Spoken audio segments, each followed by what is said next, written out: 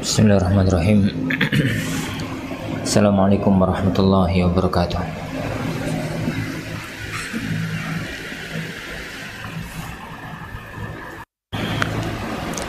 Innal hamdalillah nahmaduhu wa nasta'inuhu wa nastaghfiruh wa na'udzu billahi min shururi anfusina wa min sayyiati a'malina. من يهده الله فلا مضل له ومن يضلل فلا هادي له أشهد أن لا إله إلا الله وحده لا شريك له وأشهد أن محمدا عبده ورسوله يا أيها الذين آمنوا اتقوا الله حق تقاته ولا تموتن إلا وأنتم مسلمون يا أيها الناس اتقوا ربكم الذي خلقكم من نفس واحدة وخلق منها زوجها وبث منهما رجالا كثيرا ونساء واتقوا الله الذي تساءلون به والأرحام إن الله كان عليكم رقيبا يا أيها الذين آمنوا اتقوا الله وقولوا قولا سديدا يصلح لكم أعمالكم ويغفر لكم ذنوبكم ومن يطع الله ورسوله فقد فاز فوزا عظيما أما بعد فإن أصدق الحديث كتاب الله وخير الهدي هدي محمد صلى الله عليه وعلى آله وسلم وشر الأمور محدثاتها فإن كل محدثة بدعة وكل بدعة ضلالة وكل ضلالة في النار. Jamaah kaum muslimin, jamaah kaum muslimah, para bapak dan para ibu sekalian, ikhwani wa akhwati fiddin azanillahu wa iyyakum. Alhamdulillah, kita kembali dipertemukan oleh Allah Subhanahu wa taala setelah kita menyelesaikan ibadah di bulan Ramadan yang mulia. Fataqabbalallahu minna wa minkum. Semoga Allah Subhanahu wa taala menerima amal kebajikan kita semua. Karena setelah musim ibadah para jamaah sekalian, setelah seorang muslim itu melalui satu musim ibadah, setelah seorang muslim itu melalui satu musim ibadah, maka yang terpikir bagi seorang itu dua hal. Yang pertama, apakah ibadahnya itu diterima oleh Allah Subhanahu wa taala ataukah tidak?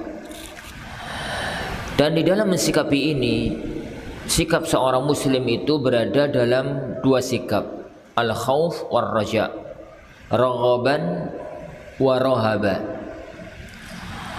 Berada dalam dua sisi.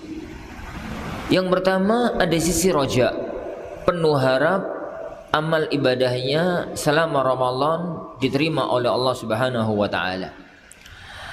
Karena Allah itu Maha Pemurah. Allah itu Maha Penyayang. Allah itu Maha Pengasih.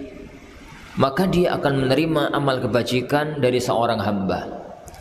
Oleh karena itu dulu salafun saleh, para sahabat Rasulullah sallallahu alaihi wasallam, selepas melakukan ibadah Ramadan, hari raya Idul Fitr, maka mereka saling mendoakan taqabbalallahu minna wa minkum. Semoga Allah Subhanahu wa taala menerima amal kebajikan kita, menerima amal kebajikan jenengan semuanya. Itu sisi yang pertama, sisi khauf, sisi afwan, sisi roja, sisi raghaban, penuh harap.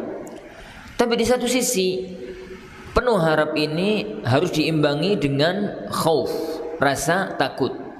Jangan-jangan kita itu hanya menjalankan ibadah zahir, tapi tidak ada nilainya di hadapan Allah, atau nilainya tidak semacam yang kita bayangkan. Dan ini berada dalam semua ibadah. Tatkala Rasulullah SAW bicara tentang masalah salat, beliau SAW mengatakan, innal abda la yusalli, sungguhnya ada seorang hamba itu kalau salat Wa ma yuktabu min salatihi illa usyruh. Tapi dia tidak mendapatkan pahala kecuali 1/10-nya. Anggaplah pahala sholat itu 100, ya cuma mendapatkan 10-nya. Ada yang mendapatkan 1/9-nya, 1/7-nya, 1/6-nya. Di ujung hadis itu Rasulullah mengatakan wa nisfuh, dan ada yang dapat separuh. Setelah itu Rasulullah SAW itu diem. Sebagai satu isyarat, orang ibadah sholat terus pahalanya sempurna total itu angel, jarang. Karena sholat itu bisa sempurna pahalanya apabila sempurna di semua sisi sholat. Keikhlasannya sempurna, gerakannya sempurna, bacaannya sempurna, kehusyuannya sempurna, roh dan dorongan hatinya sempurna.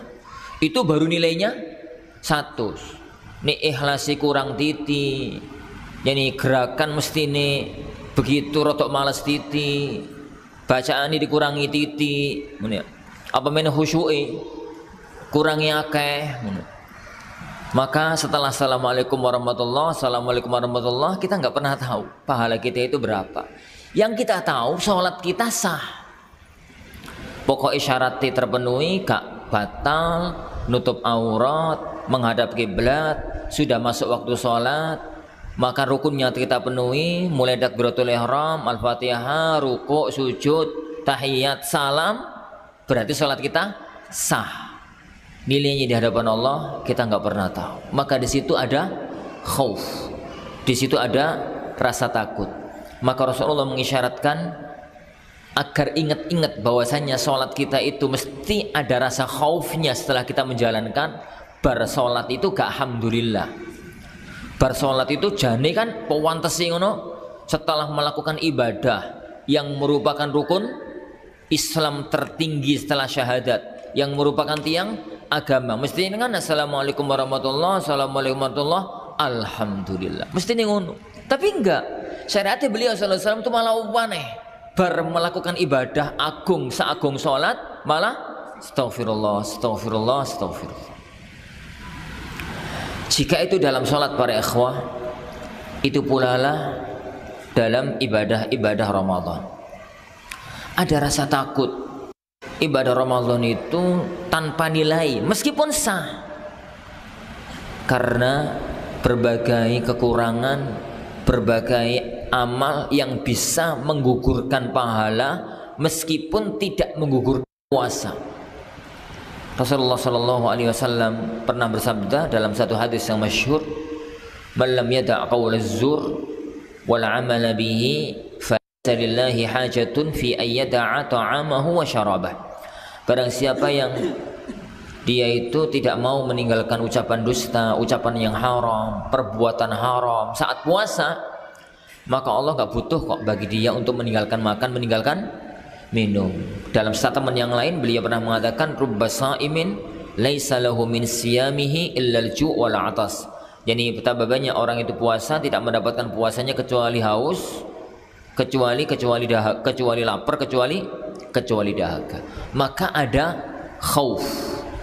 Raja itu melahirkan sikap husnudzon kepada Allah Subhanahu wa taala. Khauf melahirkan sikap tidak ujub dan tidak takabur. Melahirkan sikap yang pertama, melahirkan sikap husnudzon, karena dia merasa dia sudah menjalankan syariat dengan benar, dia sudah menjalankan rukun-rukunnya, dia sudah menjalankan syariat syarat-syaratnya, dia sudah menjalankan adab-adabnya, maka penuh harap kita itu akan diterima amalnya oleh Allah. Penuh harap ya, gak yakin. Siapa yang bisa meyakinkan? Penuh harap. Perasaan khauf, perasaan rasa takut melahirkan sikap tidak ujub, melahirkan sikap tidak takabur, melahirkan sikap tidak merasa jumawa nek amali wis akeh. Aku nek amal maksiat ngene iki ra apa-apa, suruh plus pahalaku wis akeh kok. Ruwet ngono kamu. Sikap itu kadang-kadang melahirkan masalah besar. Merasa berRamadan, khatam Quran ping 4, misalnya ngono ya. Khatam Quran ping 3, bareng ngono terus maksiat, sik suruh plus. Maksiat piro sampai 10 kok dosane. Maca Quranku ping 4, ngono kok tame. Jadi masalah. Kenapa ya, ikhwan? Karena dosa itu pasti, pahala itu hanya harapan. Ana ulangi, dosa itu pasti. Nek wong zina mesti dosa. Wong zina terus barangkali Allah gak ngasih dosa kan aku karo bantu. Nuruwet. Ini wong dosa itu, maksiat itu mesti dosa. Sedangkan kebaikan itu hanya berharap ada pahala. Hanya berharap yani ada pahala. Sehingga pahala dan dosa itu gak bisa dihitung dengan matematika. 2 tambah 2 sama dengan 4 dikurangi 1 sama dengan sama dengan 3. Ini matematika. Dalam kamus hidup kita ya kawan, ada 2 yang tidak bisa disikapi dengan matematika. 1 pahala dan dosa. Yang kedua rizki. Rizki itu pun tidak bisa dirumuskan dengan rumus matematika. Nek aku saiki karyawan gajiku 4 juta. Nanti nek pulang kerja aku ngobyek saulan dapat 2 juta, berarti 6 juta. Istriku 1, anakku 2, penghasilannya sekian, berarti setiap bulan iso 3 misalnya. Siapa bisa menjamin? Setiap bulan iso 3, kadang-kadang kurang, kadang-kadang sisa 6, gak entek blas. Kadang-kadang yang sisa 2, kadang-kadang sisa 500, kadang-kadang berapa, kadang-kadang berapa, nggak pasti. Begitu juga dengan pahala dan dosa. Itu yang menjadikan kita itu hidup itu selalu di antara khauf roja. Yani dalam bahasanya Al-Quran itu rohaban wa rohaba, penuh dengan rasa harap amalnya diterima oleh Allah, mendapatkan keutamaan dan pahalanya. Tapi juga rohaban, penuh dengan rasa takut akan tidak diterimanya amal dan akan yani orang itu terkena mara bahaya ancaman alam akhirat. Oleh karena itu dulu Fudail ibnu Iyad pernah mengatakan, duh seandainya aku itu tahu, seandainya aku itu yakin 2 rakaat salatku Allah terima, maka itu khairun li minad dunya wa ma fiha. Itu lebih baik untukku daripada aku mendapatkan dunia seisinya. Seandainya aku itu memastikan, bisa meyakinkan pahala salatku 2 rakaat Allah terima, maka itu jauh lebih aku senangi daripada aku mendapatkan harta sebanyak apapun. Murid-muridnya tuh heran, karena Fudail ibnu Iyad seorang imam agung, ahli ibadah, ahli zuhud, ahli ilmu, ahli tafsir, ahli hadis. Kok bisa ngomong semacam itu? Maka beliau mengatakan, mereka mengatakan, walima ya imam, lah kenapa jenengan kok ngomong semacam itu? Jenengan itu ahli ibadah, ya poso, ya sholat, ya ini kok yang diarep-arep cuma 2 rakaat. Maka beliau mengatakan, iya, kalau aku yakin Allah itu nerima 2 rakaat sholatku, berarti di hadapan Allah aku itu tergolong orang-orang yang bertakwa. Dan kalau sudah distempel oleh Allah fulan adalah orang yang bertakwa, maka berarti dia adalah manusia mulia di sisi Allah. Kenapa? Karena Allah yani wa innama yataqabbalullahu minal muttaqin. Allah itu hanya menerima amal dari orang-orang yang bertakwa. Allah itu hanya menerima amal dari yani orang-orang yang bertakwa. Dan kalau sudah distempel oleh Allah sebagai orang yang bertakwa, maka inna akramakum indallahi atqakum. Orang yang paling mulia di sisi Allah adalah orang yang paling bertakwa. Itu yang pertama. Yang pertama dari apa tadi? Yang pertama dari setiap kita selesai menjalankan musim ibadah, menjalani musim ibadah, yaitu kita berharap penuh dengan khauf dan roja, penuh dengan rohaban wa rohaba. Amal kita diterima oleh Allah Subhanahu wa ta'ala. Amal kita diterima oleh Allah Subhanahu wa ta'ala. Yang kedua yang perlu kita pikir setelah selesai amal-amal musim-musim ibadah Ramadan dan macam-macamnya, yang perlu kita pikir ini adalah apa efek dari ibadah tersebut. Kenapa? Karena kebaikan itu punya saudara, kejelekan itu juga punya saudara. Kebaikan itu akan melahirkan kebaikan, keburukan itu akan melahirkan keburukan. Dulu sebagian salafun saleh pernah mengatakan, la tarjul hasanata li dzatiha walakin li akhwatiha wa la takhaf as-sayyi'ata li dzatiha walakin li akhwatiha. Kamu itu jangan ngarep-ngarep kebaikan itu karena zat kebaikan itu sendiri, tapi haraplah saudara-saudara dari kebaikan tersebut.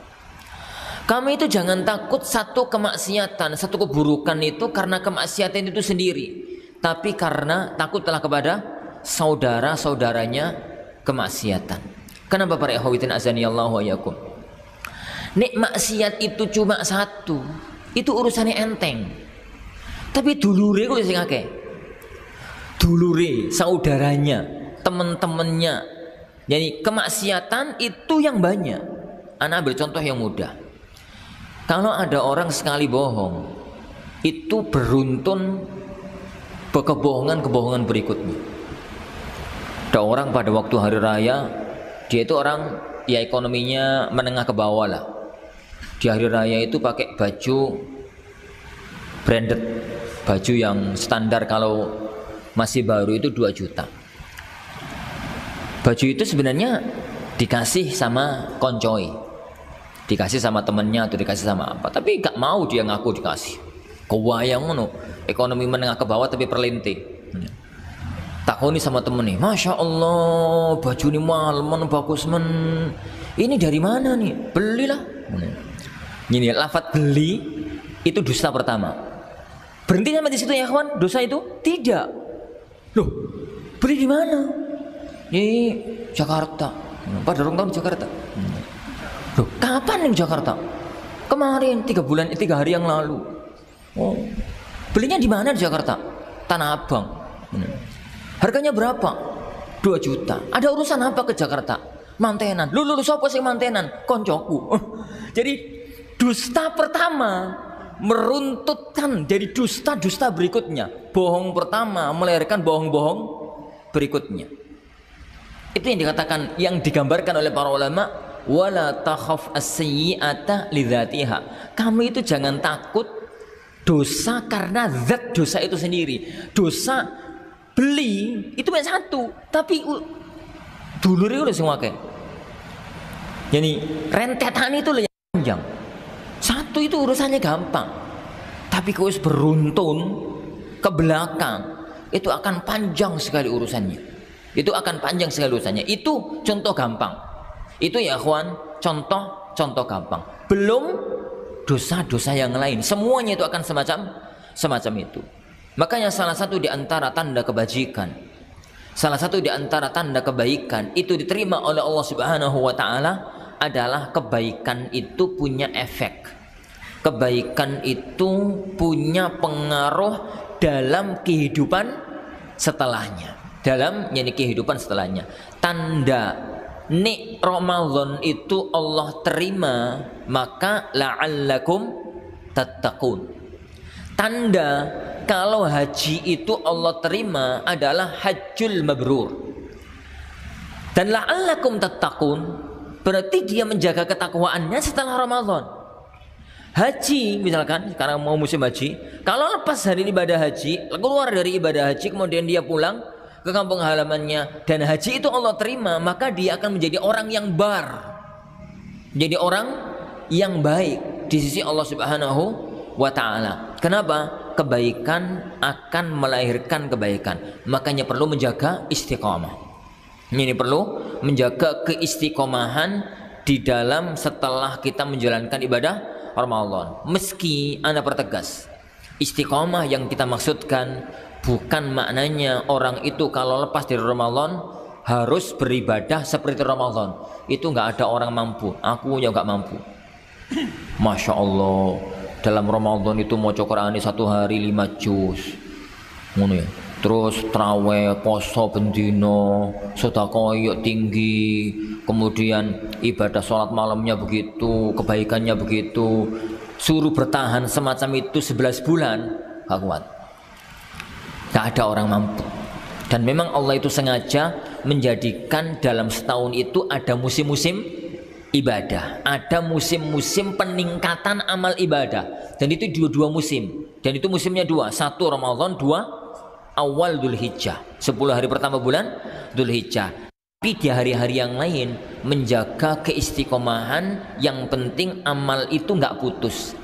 Jangan sampai Ramadan selesai nggak kenal poso kecuali Ramadan berikutnya. Jangan sampai Ramadan selesai nggak kenal lagi maca Quran kecuali Ramadan berikutnya. Jangan sampai Ramadan selesai nggak kenal sholat malam kecuali Ramadan berikutnya. Itu yang tercela. Tapi apabila Ramadan itu baca Qurannya 5 juz, misalkan 1 hari 1 malam. Kemudian kalau luar Ramadan, jadi itu 1 hari ganti 1 juz. Atau kalau Ramadan 1 juz, keluar Ramadan ganti piro? Seperapat, ganti seperapat lah. Atau opo, atau di bawahnya itu. Pokoknya rutin, ada istiqomah. Itu yang dimaksudkan orang itu ada efek dari ibadah Ramadannya. Karena Rasulullah SAW itu mengatakan khairul a'mal adwamuha wa inqal, sebaik-baik amal itu yang langgeng, yang kontinu meskipun sedikit. Meskipun sedikit. Lah, di antara cara para ikhwatin azanillahu wa iyyakum agar kita itu langgeng dalam amal kebajikan itu 2. Yang pertama, mendekat ke sumber kebaikan. Dan sumber kebaikan itu majalisul ilm. Sumber kebaikan itu adalah majelis zikir. Makanya Rasulullah SAW itu kenapa sih kok perhatian dengan majelis ilmu? Karena itu sumber kebaikan. Yang kedua, jaga komunitas yang baik.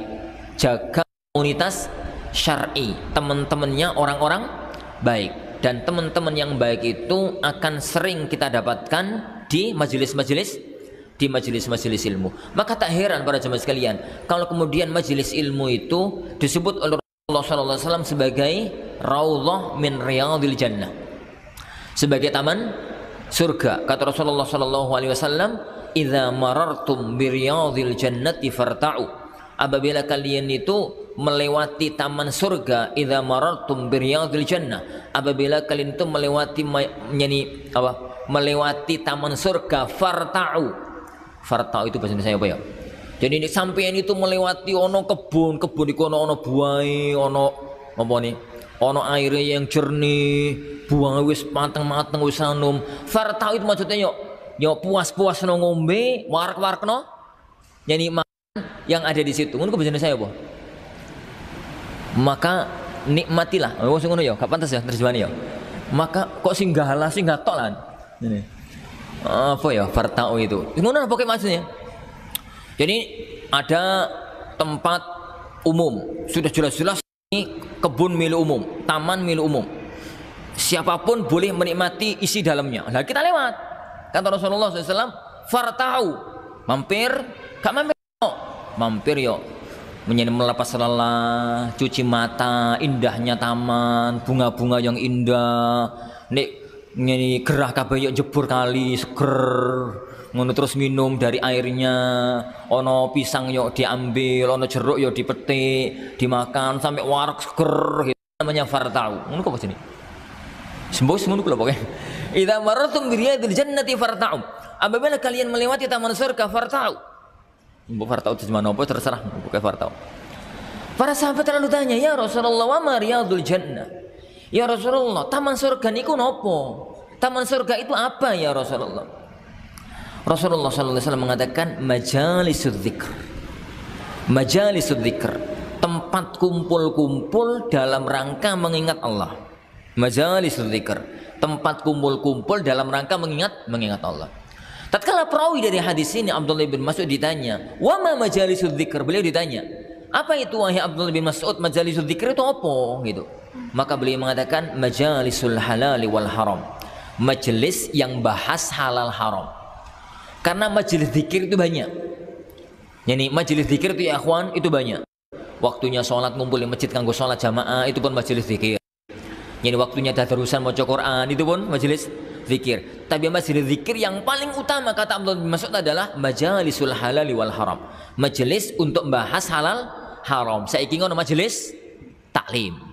Saya ingin majelis ta'lim untuk belajar hukum, belajar Al-Quran, belajar As-Sunnah, belajar kitab-kitabnya para ulama untuk mengetahui mana sisi-sisi kehalalan, mana sisi-sisi yang diharamkan. Dan itu salah satu dari makna raudhah yang ada di Masjid Nabawi.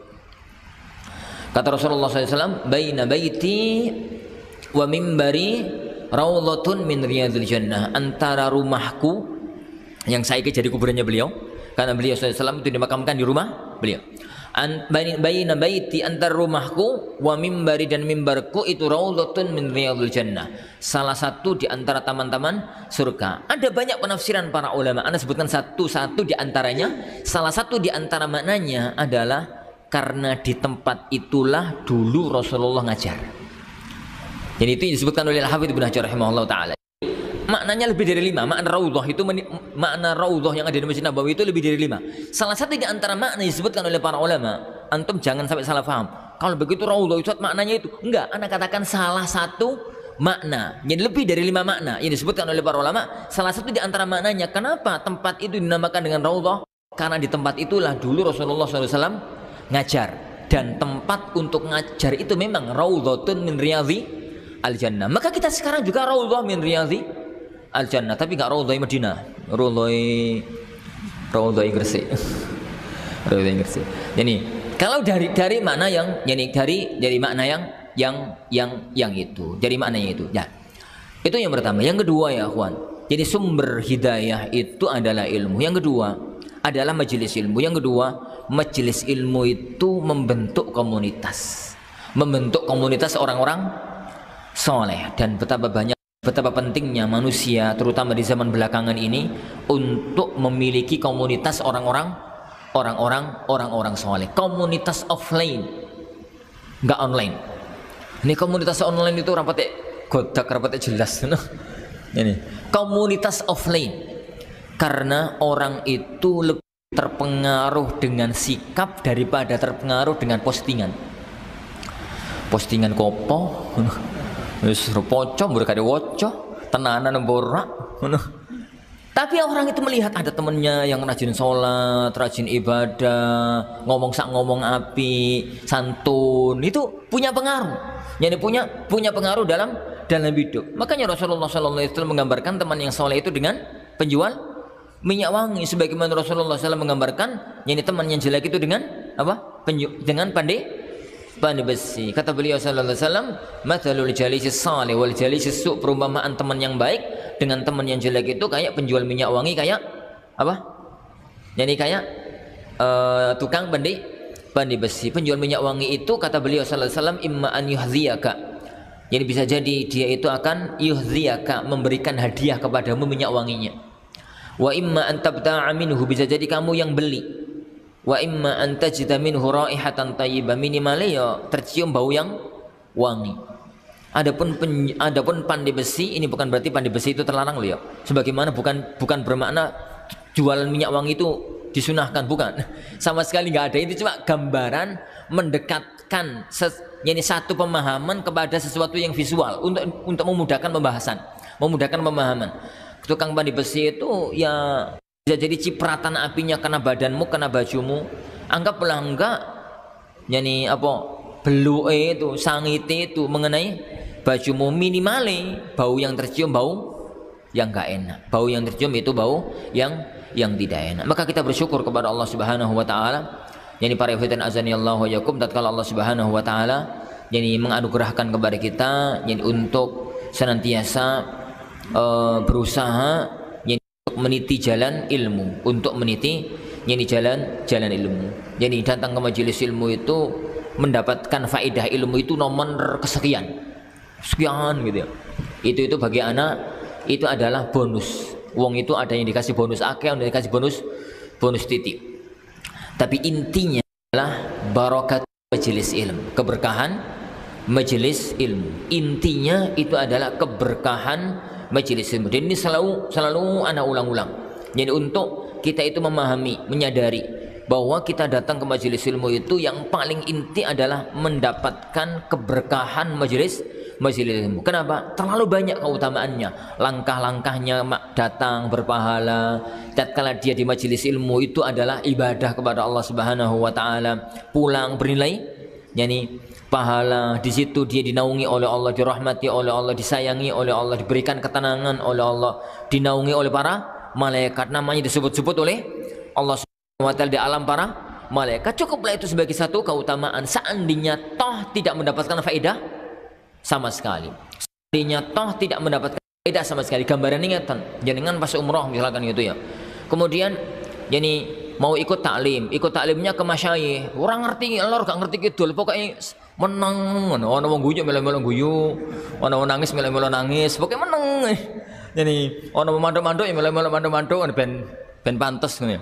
Tapi itu cukup sebagai keutamaan majelis dzikir, sebagai keutamaan majelis yani majelis ilmu. Lah, adapun faham titik-titik, faham dikit-dikit, maka itu adalah DP. Ada orang itu yang DP-nya banyak, faham banyak, ada yang DP-nya itu dikit asalkan serius.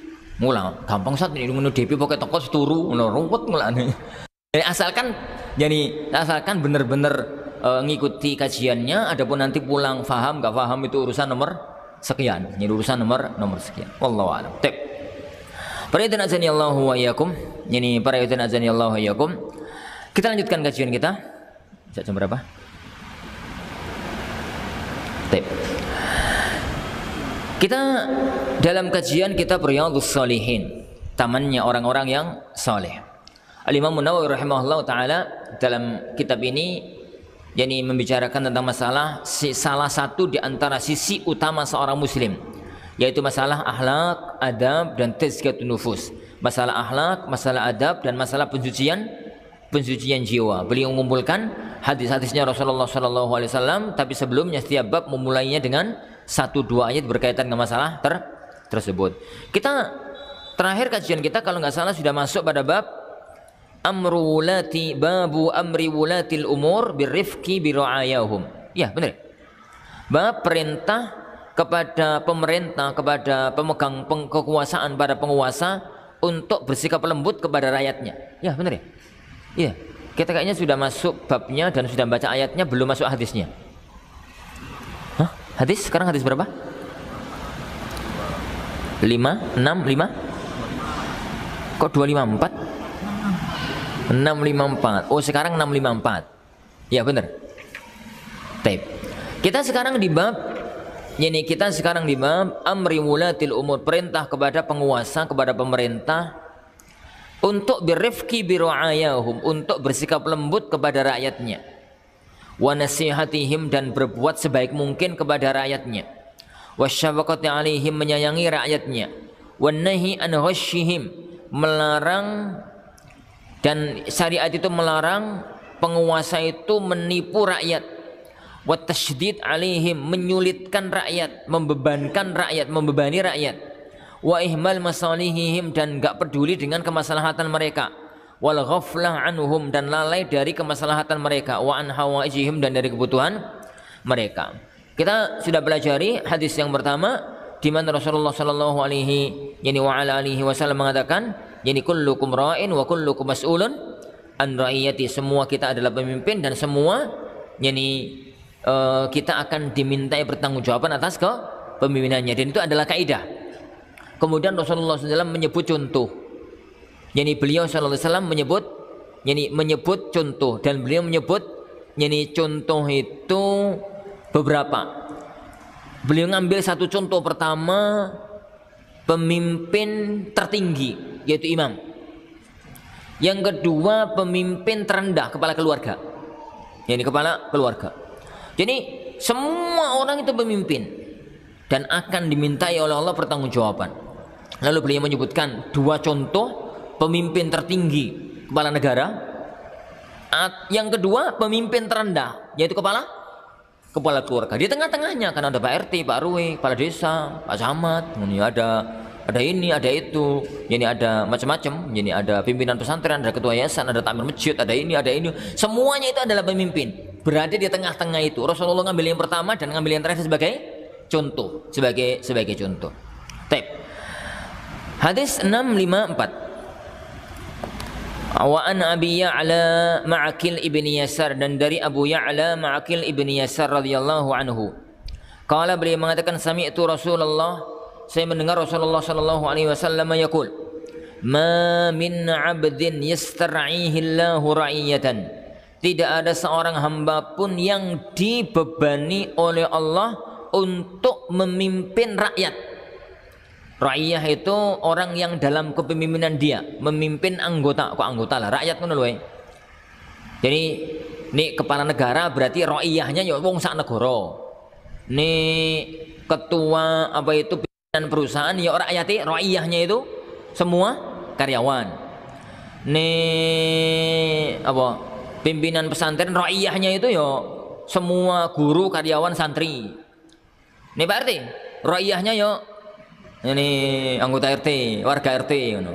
Ini kepala keluarga, suami, ra'iyahnya istri sama anak-anak. Itu makna ra'iyah. Terjemahannya apa ini? Rakyat ngono ya. Mosok kepala keluarga duwe rakyat.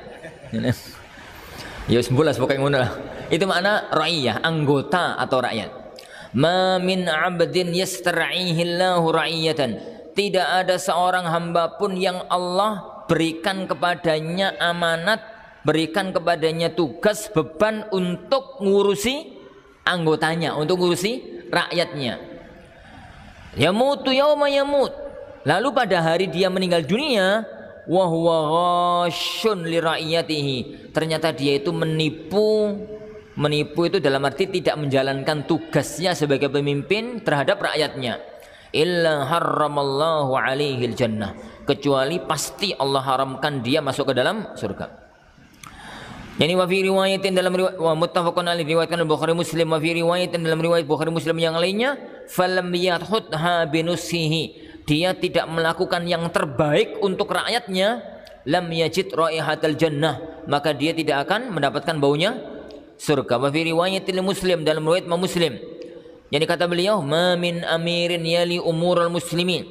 Tidak ada seorang pemimpin pun yang ngurusi urusan kaum muslimin, summa la yajhadu lahum, kemudian tidak bersungguh-sungguh ngurusi mereka, wa yansahu lahum, dan tidak berbuat yang terbaik untuk mereka, illa lam yadkhul ma'ahumul jannah, kecuali pasti dia tidak akan masuk bersama orang-orang mukmin ke dalam surga. Pemimpin itu para ikhwan azani Allah wa yakum, ni api, masya Allah, pahalai besar. Janjinya Rasulullah itu, yani sab'atun yudhilluhumullahu fi dhillihi yawma la dhilla illa dhilluh. 7 golongan yang akan Allah naungi tatkala tidak ada naungan kecuali naungannya. Yang pertama kali Rasulullah sebut imamun adil. Itu yang pertama, imam yang adil. Yang kedua, kebaikan dia itu kebaikan untuk semua rakyatnya. Jadi nek wong sak negara iso salat nyaman karena pemimpinnya api, dia itu mendapatkan pahala salat wong sak negara. Ini misalkan pemimpin itu masya Allah masjidnya itu diopeni, kemudian semua masjid itu dikasih pengajaran syar'i, sehingga wong sak negara ku salat iso apik kabeh gara-gara pemimpin itu. Maka kalau orang satu negara salat, pemimpin itu mendapatkan pahala sholat orang satu negara. Nah kalau pemimpin itu perhatian pada TPA, sehingga dalam masa kepemimpinan dia buta huruf maca Quran hilang, maka wong sak negara sing iso maca Quran dia mendapatkan pahalanya, karena dia adalah sumbernya, dia adalah orang yang melakukan gerakan tersebut. Itu keagungan pemimpin dalam Islam. Tapi nek macam-macam resikonya ya dhuwur. Yen wong itu nek numpak mobil melaku 20 km per jam, ya nabrak ya paling lecet mobilnya. Tapi kecepatan 200 km per jam, nabrak ya api. Nabrak ya api. Jadi orang itu kalau kemuliaannya tinggi, kalau terpeleset resikonya sangat tinggi. Resikonya ini sangat tinggi. Maka kalau ada pemimpin yang diberikan oleh Allah amanat kepemimpinan, tugas kepemimpinan, kemudian dia tidak menjalankan amanatnya, itu bahasanya adalah wa huwa ghasyun. orang itu mengkhianati, menipu rakyatnya, tidak menjalankan amanat kepemimpinan, ancamannya berat. Ancamannya kata Rasulullah SAW, illa harramallahu alaihil jannah, kecuali dia itu akan diharamkan oleh Allah masuk ke dalam surga. Ini hadis semacam ini ya kawan, ada 3 kemungkinan makna.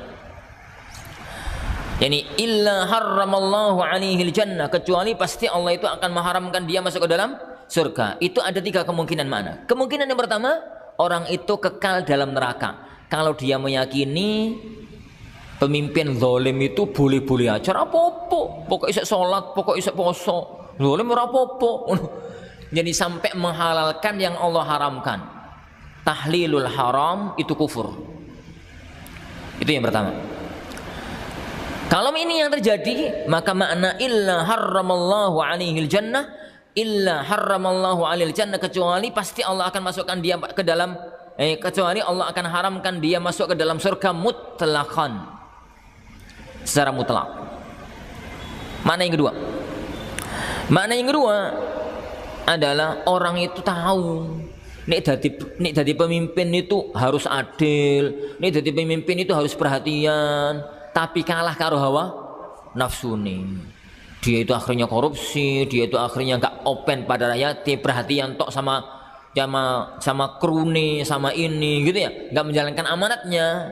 Tapi dia tahu kalau dia itu dosa, ngerti kalau dia itu dosa, tapi kalah sama hawa nafsu. Dan betapa banyak manusia model semacam ini, ngerti dia itu dosa, ngerti, tapi kalah sama hawa nafsunya. Maka makna illa harramallahu alaihil jannah, maknanya adalah yani illa harramallahu alaihil jannah, kecuali Allah akan mengharamkan masuk ke dalam surga langsung. Maknanya langsung, dia itu mesti mampir neraka meskipun ujung-ujungnya masuk ke dalam surga. Karena orang mukmin sekecil apapun nilai keimanan dalam hatinya masuk ke dalam surga. Tapi mampir pirang dino, mampiri pirang dino ku sing suwi.